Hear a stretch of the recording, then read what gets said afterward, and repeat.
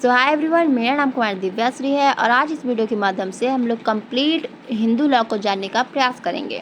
तो अगर मैं बात करूं हिंदू लॉ की, तो हिंदू लॉ हमारा एक पर्सनल लॉ है, अर्थात व्यक्तिगत विधि है। इसे हम लोग फर्स्ट सेमेस्टर या सेकेंड सेमेस्टर में पढ़ते हैं, ठीक है। देन अगर मैं बात करूं इसकी टेरिटोरियल जुरिस्डिक्शन एंड एप्लीकेबिलिटी की, तो यह संपूर्ण भारत पे अप्लाई होता है और यह हमारा मुख्य रूप से हिंदू धर्म को अपनाने वाले व्यक्तियों पर ही अप्लाई होता है। तो यहाँ पे क्वेश्चन क्रिएट होता है कि क्या इसमें हमें हिंदू धर्म के अंतर्गत हम लोग किन किन व्यक्तियों को मान सकते हैं। तो इसका जवाब यह होगा कि हिंदू धर्म के अंतर्गत हम लोग बौद्ध धर्म को और जैन धर्म को भी मानते हैं, एवं इसके अतिरिक्त हम लोग इसमें प्रार्थना समाज, आर्य समाज और हमारा ब्रह्मा समाज के लोगों को फॉलो करने वाले लोगों को भी हिंदू धर्म के अंतर्गत माना गया है। अर्थात हिंदू धर्म जो है, हिंदू लॉ जो है, वह मुस्लिम, ईसाई और पारसी के अतिरिक्त अन्य सारे धर्म के लोगों को मानने वाले लोगों पर भी अप्लाई होता है, ठीक है। देन अगर मैं बात करूं कि एक व्यक्ति हिंदू कितने प्रकार से हो सकता है, तो यह मुख्य रूप से 3 प्रकार से हो सकता है: by birth, by conversion and by reconversion. By birth अर्थात एक व्यक्ति जन्म से हिंदू हो सकता है, अर्थात अगर उसके दोनों माता पिता हिंदू हैं तो वह उस व्यक्ति को भी हम लोग हिंदू मानेंगे, ठीक है। देन बाय कन्वर्जन अर्थात धर्म परिवर्तन के द्वारा, अर्थात एक व्यक्ति जो पहले मुस्लिम था, देन वह वापस हिंदू धर्म में कन्वर्ट हुआ है, तो उसे हम लोग हिंदू धर्म के अंतर्गत मानेंगे। देन हमारा बाय रिकन्वर्जन अर्थात एक व्यक्ति जो पहले हिंदू था, देन वह मुस्लिम में कन्वर्ट हुआ और देन फिर से वह हिंदू में कन्वर्ट हुआ, तो उस व्यक्ति को हम लोग हिंदू धर्म ही मानेंगे और वह बाय रिकन्वर्जन प्रोसेस के द्वारा हिंदू धर्म माना जाएगा, ठीक है। देन अगर मैं बात करूं कि अगर एक व्यक्ति का, यहाँ पे क्वेश्चन क्रिएट होता है कि अगर एक बच्चे का माता पिता में से कोई एक अन्य धर्म का है और एक हिंदू धर्म का है, अर्थात माने कि अगर माता ईसाई धर्म का या मुस्लिम धर्म की है और पिता हमारा जो हिंदू धर्म का है, तो उस बच्चे को क्या हम हिंदू धर्म के अंतर्गत मानेंगे? तो इसका आंसर होगा कि अगर उस बच्चे का लालन पालन उसके पिता के अकॉर्डिंग, उसके पिता के रीति रिवाजों के अकॉर्डिंग, अर्थात हिंदू धर्म के रीति रिवाजों के अकॉर्डिंग हुआ हो, तो उस बच्चे को भी हम लोग हिंदू धर्म में ही मानेंगे। लेकिन अगर उस बच्चे का जो लालन पालन है वह अगर उसकी माता के द्वारा मुस्लिम रीति रिवाजों के द्वारा हुआ, तो उस बच्चे को हम लोग मुस्लिम मानेंगे, ठीक है। तो यहाँ पे लालन पालन बहुत ही ज़्यादा इम्पॉर्टेंट है। देन हमारा हिंदू लॉ का जो सेकेंड सेक्शन है, जो हमारा सेक्शन 2 है, वह हमारा कुछ इम्पॉर्टेंट डेफिनेशन क्लॉज को डिफाइन करता है, जिसमें हमें half blood, full blood, uterine blood, agent, cognate, custom, इन सब सारे इम्पॉर्टेंट टर्म को डिफाइन किया गया है, जो कि हमें आगे कंप्लीट हिंदू लॉ में देखने को मिलेंगे, ठीक है। देन अगर मैं बात करूँ हिंदू लॉ के फर्स्ट पार्ट, जो कि हमारा हिंदू विवाह अधिनियम को बताता है, अर्थात हिंदू मैरिज एक्ट, जो कि हमारा 1955 का एक्ट अधिनियम है।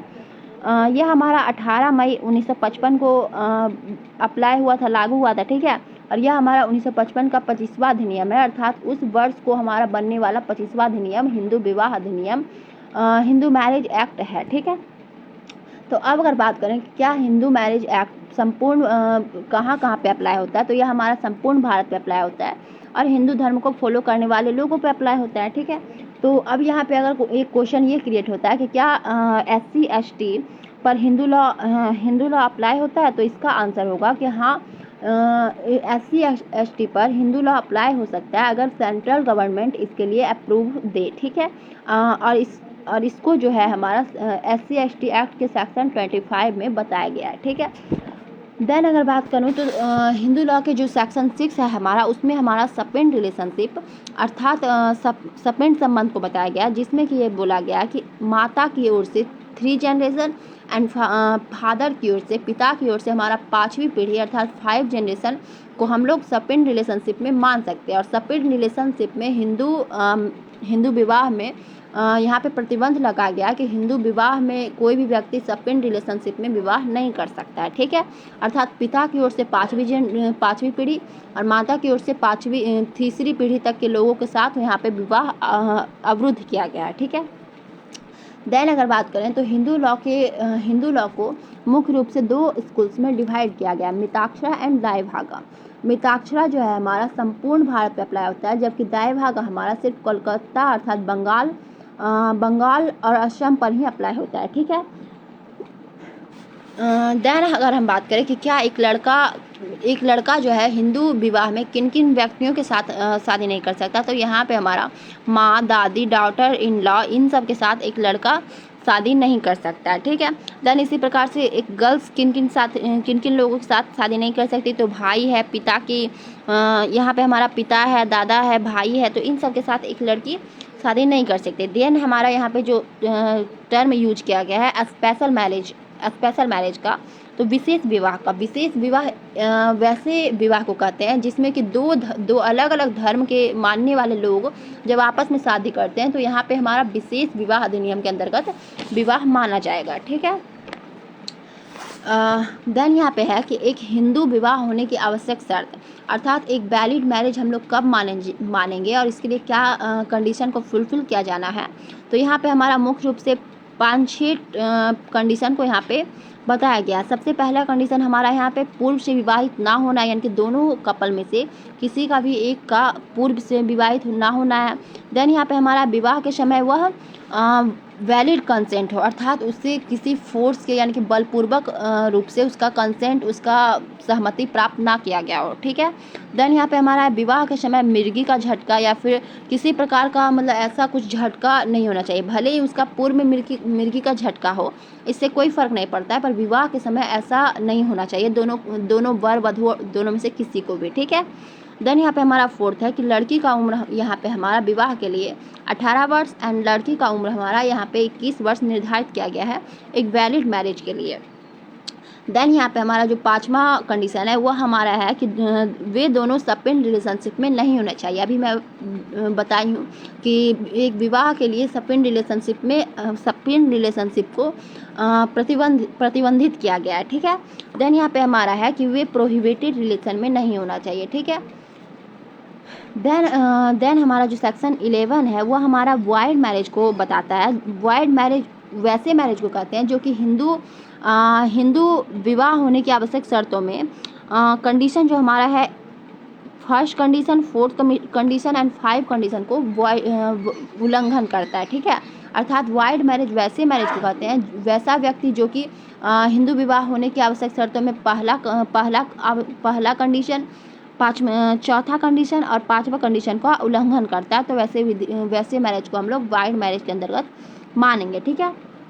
देन हमारा वॉइडेबल मैरिज एक शब्द आता है सुनिकरणीय विवाह, तो सुनिकरणीय विवाह हम लोग वैसे विवाह को कहते हैं जो कि हमारा जो हिंदू विवाह होने की आवश्यक शर्तों में है। यहाँ पे बताया गया कि जब शादी के समय लड़का नपुंसक हो अथवा लड़की प्रेग्नेंट हो, तो ऐसे में हम लोग उसे वॉइडेबल मैरिज करार करते हैं। देन हमारा यहाँ पे है विवाह की सहमति जो है वह बल का प्रयोग कर लिया गया हो। ठीक है। तो ऐसे को हम लोग वॉइडेबल मैरिज के अंतर्गत मानेंगे। देन यहाँ पे है कि आयु से संबंधित भी होने पर, यानी कि हमारा जो कंडीशन 3 जो हमारा कंडीशन 4 है, यानी कि आयु से संबंधित होने पर भी एक विवाह को हम लोग वॉइडेबल विवाह मान सकते हैं। देन यहाँ पे है कि 1955 के बाद एक बच्चे के विवाह में गार्जियनशिप का कोई रोल नहीं होता, यानी कि यहाँ पे पहले हमारा एक बच्चे के विवाह के लिए संरक्षक का बहुत ही ज़्यादा योगदान होता था, बट 1955 का जो एक्ट आया है हिंदू एडॉप्शन एंड संरक्षण अधिनियम जो है, तो उसके अंतर्गत इसका रोल हटा दिया गया है। ठीक है। देन यहाँ पे हमारा सेक्शन 7 जो है वो हमारा सप्तपदी को बताता है। सप्तपदी से अभिप्राय है कि हिंदू विवाह के लिए सप्तपदी का होना बहुत ही ज़्यादा आवश्यक है। जिस वक्त दोनों के बीच 7वां फेरा होता है, विवाह मतलब कि जो 7वां फेरा हमारा होता है वह बहुत ही ज़्यादा हिंदू विवाह होने के लिए आवश्यक है। ठीक है। देन हमारा सेकेंड है सेक्शन 8 में हमारा रजिस्ट्रेशन को बताया गया है। रजिस्ट्रेशन विवाह के लिए आवश्यक नहीं है, पर यदि राज्य सरकार द्वारा इसे अपने राज्य में लागू कर दिया जाता है तो और उसे ना मानने पर 25 रुपये का दंड के रूप में यहाँ पे 25 रुपया लिया जाएगा। ठीक है। ऐसे रजिस्ट्रेशन का कोई उतना ज़्यादा रूल नहीं है, पर अगर किसी राज्य में ऐसा वहाँ पे CM के द्वारा स्टेट गवर्नमेंट के द्वारा ऐसा कोई रूल बना दिया गया हो तो उसके लिए हमें 25 रुपये का दंड देना होगा अगर हम लोग उससे फुलफिल ना करें तो। ठीक है। तो अभी के लिए धन्यवाद। मिलते हैं नेक्स्ट वीडियो में। यहाँ से आगे का प्रोसेस मैं नेक्स्ट वीडियो में बनाऊँगी, ठीक है, क्योंकि वीडियो इसकी काफ़ी ज़्यादा लेंथी हो जाएगा। तो मिलते हैं नेक्स्ट वीडियो में। अपना ध्यान रखिए। अभी के लिए धन्यवाद।